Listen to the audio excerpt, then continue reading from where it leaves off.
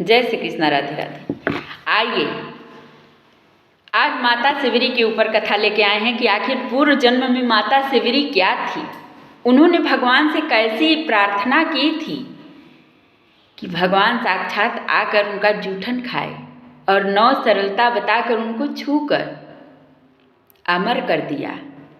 आज माता शिवरी हमारे आपके बीच में हैं। जिस इंसान के अंदर एक भी सरलता है उसके अंदर एक अंश से शिवरी विराजमान रहती है। तो इसलिए आज माता शिवरी के ऊपर ये कथा है। अगर अच्छी लगे तो ज़रूर कमेंट करके बताइएगा। पूर्व जन्म में माता शिवरी एक राजकुमारी थी, बहुत सुंदर थी, इतनी खूबसूरत थी कि उनकी सुंदरता के मुकाबले कोई नहीं था। उनके पिता ने एक राजकुमार से शादी कर दिया और उनके सुंदरता के कारण उनका पति उनको बहुत मानता था, पूरा परिवार मानता था और वो भगवान के ही चिंता में लगी रहती थी, वो भगवत भजन में लगी रहती थी।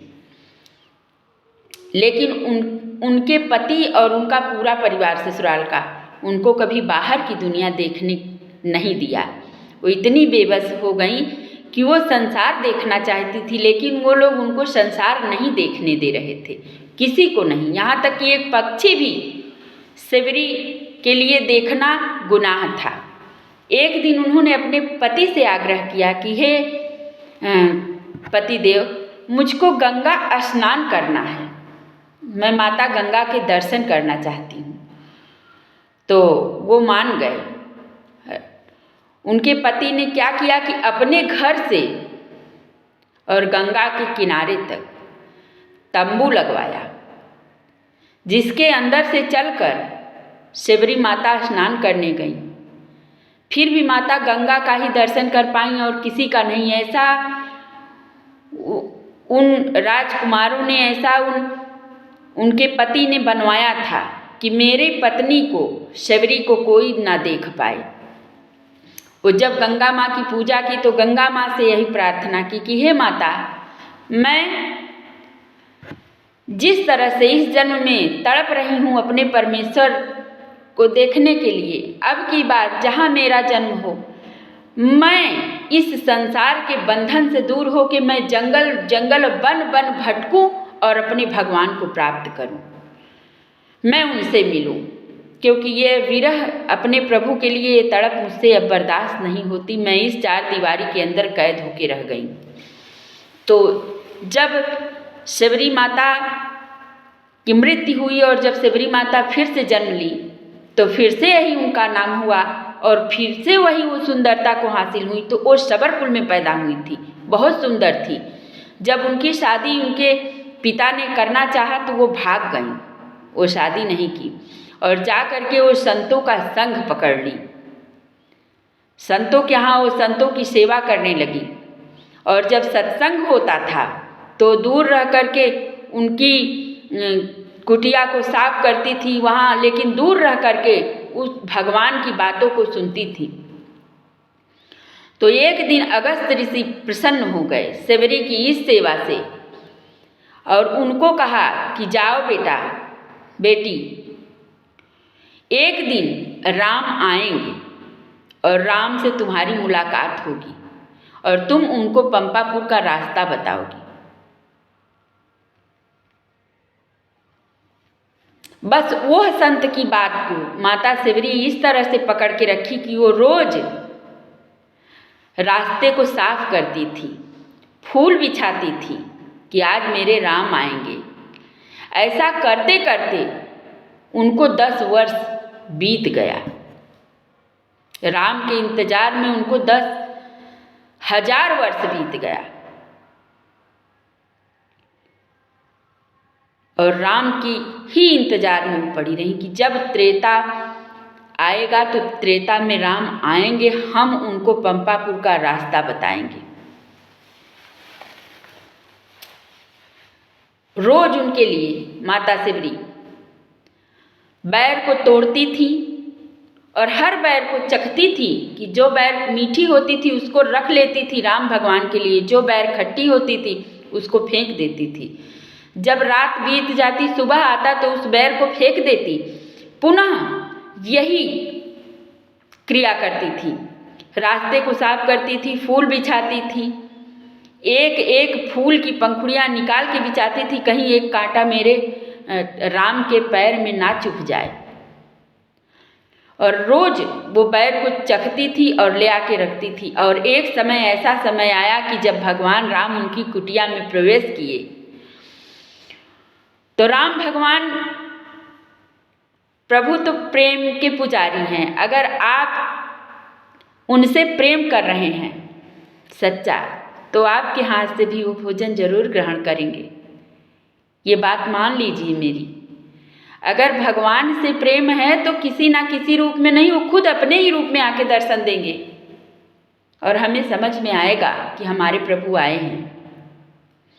जब राम आए तो जब बैर को खिलाने लगी तो राम भगवान उनके जूठन को खाया, और वहीं जब लक्ष्मण जी को दिया तो लक्ष्मण जी को घिन आ गई। लक्ष्मण जी ने बैर को उठा के फेंक दिया। अगर बैर लक्ष्मण जी ने खाया होता तो शायद जो उनको मेघनाद के द्वारा मृत्यु का कष्ट हुआ था वह नहीं होता। वही बैर जाकर के संजीवनी बूटी बनी थी। फिर हनुमान जी गए, संजीवनी बूटी को लाए तो लक्ष्मण जी की चेतना वापिस आई। तो माता सेवरी ने राम भगवान से कहा कि हे प्रभु, मैं अधम जात की दूसरी नारी, न मैं कोई पूजा जानती हूँ न कोई पाठ जानती हूँ। मैंने आज तक कुछ नहीं किया, बस जाना तो आपको जाना। गुरु ने मुझे यह बता दिया कि आप मुझसे मिलने आएंगे, इसी इंतजार में आज 10,000 वर्ष बीत गए और आज आपके दर्शन हो गए। अब मेरी मुक्ति हो जानी चाहिए। भगवान राम ने बताया कि हे सेवरी, तुम्हारे अंदर वो नौ सरलता है। तुमने सपने में किसी पराये पुरुष की कल्पना नहीं की मेरे सिवा। तुमने कभी किसी की निंदा नहीं की, किसी से नफरत नहीं किया, किसी को कष्ट नहीं दिया, किसी को तकलीफ नहीं दिया, किसी के लिए बुरा नहीं बोला, संतों का संग किया, सत्संग किया, अच्छे आचरण अपनाए। तुमने कभी किसी चीज की, किसी वस्तु की चाह नहीं की, बस मेरे सिवा। तुम्हारे अंदर वो नौ सरलता है सेवरी, तुम ऐसा क्यों कहती हो? तुम्हारे जैसा भक्त अब धरती पर न हुआ था न होगा। तुम्हारे अंदर नौ सरलता है। यदि एक भी सरलता किसी अन्य के अंदर आ गई, किसी के अंदर होगी यह सरलता, तो वो मुझे प्रिय होगा। इस बात को सेवरी सुनकर रोने लगी माता सेवरी।